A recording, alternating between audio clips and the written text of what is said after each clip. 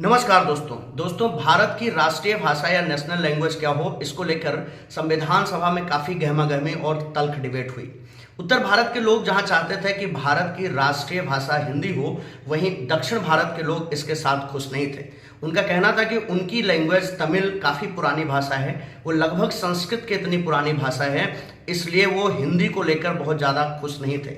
यहां तक कि उन्होंने कहा कि अगर हमारे ऊपर हिंदी थोपी गई तो हम भारत से अलग होने का विचार भी सोच सकते हैं, क्योंकि उत्तर भारत से बहुत सारे प्रतिनिधि जो है संविधान सभा में थे, इसलिए उनकी मेजॉरिटी थी। और दक्षिण भारत वालों ने कहा कि अगर मेजॉरिटी से इसका फैसला किया गया तो यह भारत की अखंडता के लिए अच्छा नहीं होगा।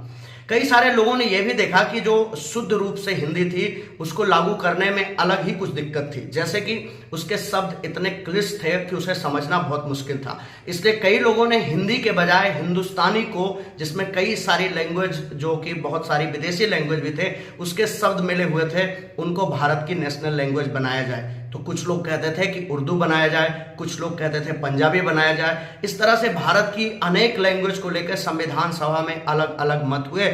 हर किसी को कहना था कि मेरी भाषा को राष्ट्रीय भाषा बनाया जाए।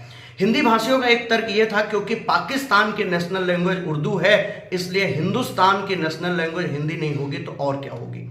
काफी तल्ख बहस के बीच ये क्लियर था कि अगर हिंदी को राष्ट्रीय भाषा बनाया जाएगा तो भारत की अखंडता निश्चित नहीं की जा सकती थी।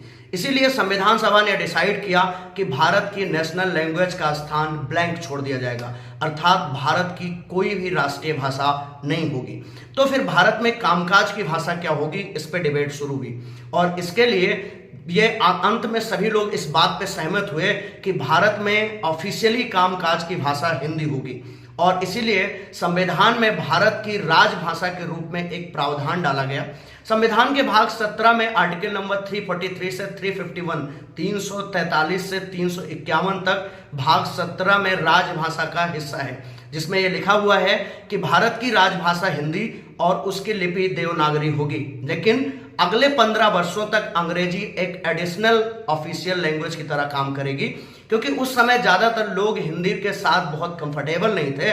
इसीलिए शुरुआत में एडिशनल भाषा के रूप में अंग्रेजी को डाला गया सिर्फ 15 साल के लिए, लेकिन लाइन ये मेंशन की गई कि हिंदी वुड बी द राजभाषा ऑफ द इंडिया या official language of the India. National language कोई नहीं है हमारी राजभाषा या ऑफिशियल लैंग्वेज हिंदी है, और उसके लिखने का तरीका मींस स्क्रिप्ट जो है वो होगा देवनागरी। ये आर्टिकल नंबर 343 में लिखा है। राजभाषा भाग 17 343 से लेकर 351 के बीच वर्णित है।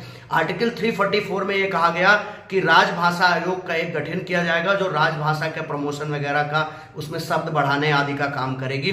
351 में ये लिखा है कि जो संघ है, यूनियन है, ये उसका काम होगा कि वो भारतीय राजभाषा को प्रमोट करे। और ये सारी प्रक्रिया हुई थी सितंबर 1949 को। 14 सितंबर 1949 को भारतीय संविधान सभा ने हिंदी को राजभाषा के रूप में मान्यता दे दी, अर्थात भारत की राजभाषा 14 सितंबर 1949 को हिंदी बन गई। इसीलिए 14 सितंबर को हम हिंदी दिवस के रूप में मनाते हैं, और हर साल 14 सितंबर भारत में हिंदी दिवस के रूप में मनाया जाता है या नेशनल हिंदी दिवस के रूप में मनाया जाता है। धन्यवाद। जय हिंद, जय भारत।